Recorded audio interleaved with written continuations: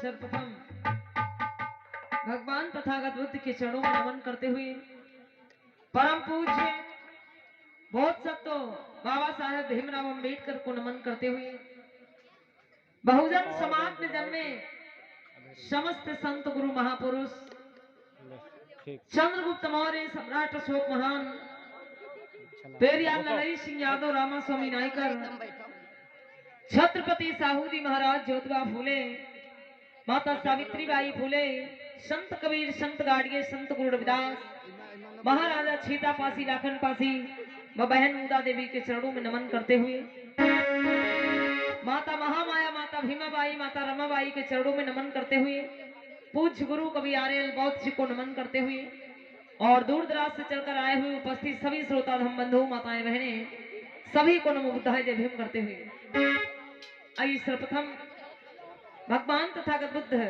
के चरणों में दो शब्द है वंदना के और तत्पश्चात ज्ञान चर्चा की ओर और झांकियों के माध्यम से बहुत ही सुंदर कार्यक्रम को देखेंगे आप सभी लोग। प्रेम से बोलिए भगवान बुद्ध की, बोलिए परम पूज्य बाबा साहब की।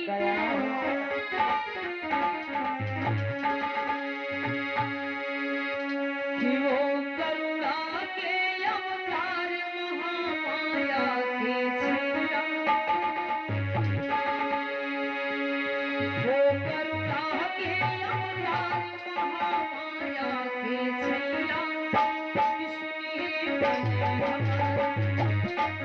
मेरी विनती है बारंबार सुनो बातें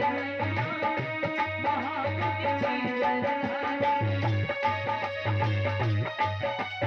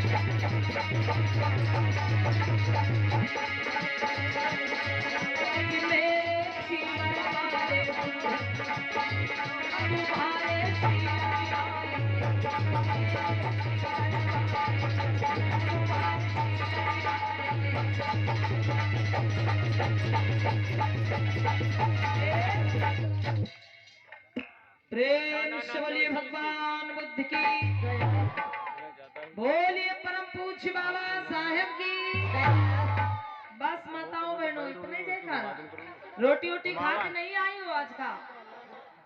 रिंकू बेटा हेलो। मैं गुड्डू दादाजी दीदी जयकारा लगवाइए भाई आप जोरदार आवाज में। हाँ जय देखा मालूम है ढीका लेके नाचे जाते हैं। गुड्डू दादाजी आप जयकारा लगवाइए। जयकारा का लगवाई हाला हाला खाई खाते मोटी है तो हालव हालव करते और खुद नहीं हली पाउत।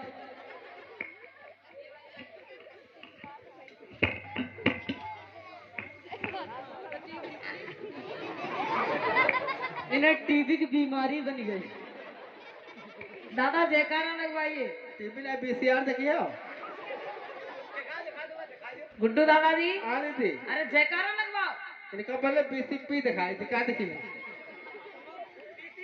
समझ लगता है जयकारा लगाओ कहाँ तक आवाज जाए। कैसे कैसे जयकारा लगाए?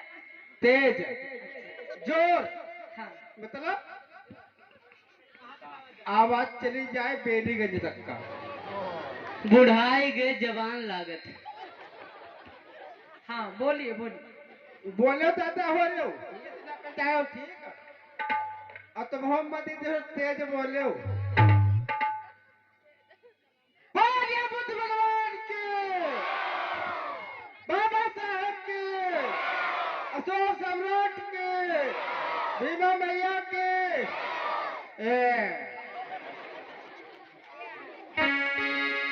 प्रेम से बोलिए भगवान बुद्ध की। और ये कुछ कमेटी में सहयोग दान है। 50 राष्ट्रीय मुद्रा कलमचंद जी की तरफ से गोविंद खेड़ा से, 50 राष्ट्रीय मुद्रा सीताराम जी की तरफ से गोविंद खेड़ा से, 100 राष्ट्रीय मुद्रा राम लखन मौर्य जी बहुती कला से, 50 राष्ट्रीय मुद्रा रामपाल जी दलेलपुर से, 100 राष्ट्रीय मुद्रा बेंचेलाल जी दलेलपुर से, 50 राष्ट्रीय मुद्रा राजकुमार जी बहरिया से, 50 राष्ट्रीय मुद्रा ब्रज मोहन लाल जी गोविंद खेड़ा से, 50 राष्ट्रीय मुद्रा आशीष भैया जी गोविंद। सुनते चले आ रहे हैं अपने बहुजन समाज में जन्मे अनेक संत गुरु महापुरुषों की जीवन गाथाओं को, धम्म ज्ञान चर्चाओं को, अपने इतिहास को। आइए प्रिय बंधुओं थोड़ी चर्चा जो हमारे इस देश के शिक्षा के जनक और शिक्षा की देवी है, राष्ट्रपिता ज्योतिबा राव फूले जो शिक्षा के जनक, और माता सावित्रीबाई फूले जो शिक्षा की जननी है, शिक्षा की देवी। लेकिन हमारे समाज में जन्मे महापुरुषों ने बहुत सराहनीय कार्य किए, बहुत बड़े बड़े कार्य किए, एक नया इतिहास रचने का काम किया। लेकिन होशियार चतुर चालाक लोगों के द्वारा, मनवादी लोगों के द्वारा हमारे महापुरुषों के नाम को दबा दिया गया। जो कार्य हमारे महापुरुषों ने किया उसको छिपा दिया गया। ध्यान दीजिएगा, अधिकांश हमारे समाज के लोग मानते हैं कि शिक्षा की देवी, विद्या की देवी सरस्वती है। बहुत लोग इस बात को मानते हैं। लेकिन सच में असली जो शिक्षा की देवी है उन्हें पहचानते नहीं है।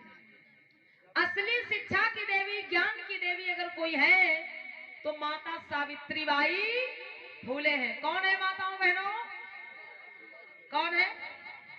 बोलिए आप लोग, जोर आवाज में बोलो, आप लोग इतनी संख्या में बैठे हो। ज्ञान की देवी कौन है माताओं बहनों? देखो भैया, दीदी हाँ सरस्वती बतौती। हाँ, सरस्वती कहा जाए तो अभी सब लोग हाथ उठा देंगे। माताएं बहने हम बता रहे हैं तब तो बोलिए। ज्ञान की देवी, विद्या की देवी कौन है? माता सावित्रीबाई फूले। कौन है?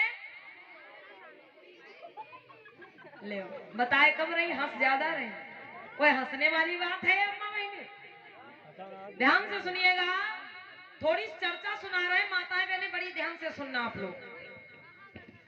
ज्योतिबा राव फूले, जिनका जन्म 11 अप्रैल 1827 में महाराष्ट्र में होता है।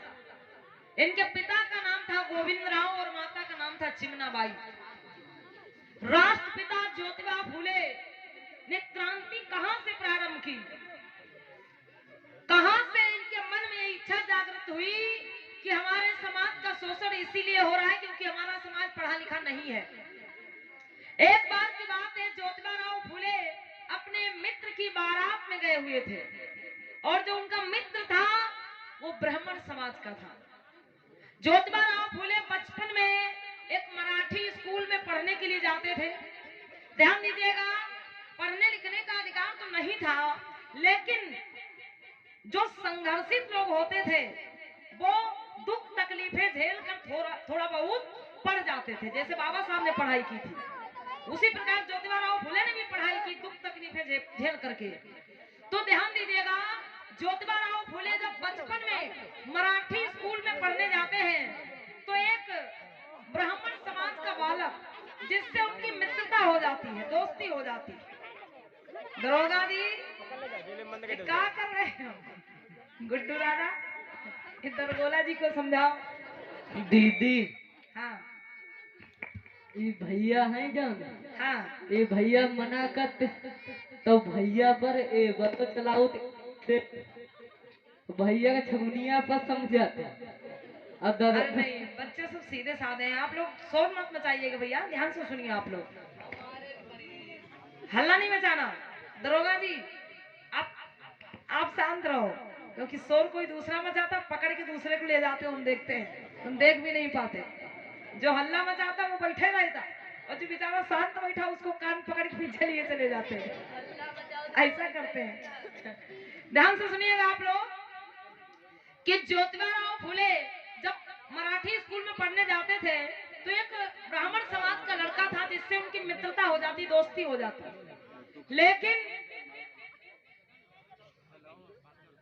लेकिन ध्यान दीजिएगा, जब ज्योतिबा फूले को ज्यादा परेशान किया जाने लगा क्योंकि वो चौथे वर्ण के थे, शूद्र वर्ण के थे और मनुस्मृति के अनुसार शूद्रों को पढ़ना मना था। स्त्री शूद्रो विद्या नाधीयताम, ऐसा मनुस्मृति बताती थी। तो जब उन्हें ज्यादा प्रताड़ित किया जाने लगा तो पढ़ाई छोड़ दी, लेकिन वो मित्रता बनी रही उस बालक से। जब वो बालक बड़ा हुआ और इधर ज्योतिबा फूले की भी शादी हो गई, वो बालक बड़ा हुआ, बालक की भी शादी होने का नंबर आया, तो उस लड़के को याद आया कि मेरा एक बचपन का मित्र है। कौन? ज्योतिबा फूले। माली जात में इनका जन्म हुआ था ज्योतिबा फूले का। तो वो ब्राह्मण समाज का जो लड़का था उसने सोचा कि शादी में हम ज्योतिबा फूले को भी निमंत्रण देंगे। निमंत्रण लेकर के पहुंच गया ज्योतिबा फूले के घर और कहा कि भैया मेरी शादी है और मेरी बारात में जरूर आना है तुमको। तो ज्योतिबा फूले ने निमंत्रण स्वीकार कर लिया, बोले ठीक हम आएंगे। तो ध्यान दीजिएगा, शादी का दिन आ गया और ज्योतिबा राव फूले जी बहुत बढ़िया हंसी खुशी से उस बारात में पहुंचते हैं। लेकिन जब बारात में पहुंचे तो उधर क्या होता है कि जितने भी उच्च वर्ण के लोग थे जैसे ज्योतिबा फूले को देखते हैं नाराज होने लगे, क्रोधित होने लगे कि अरे ये शूद्र बारात में कैसे आ गया हमारी।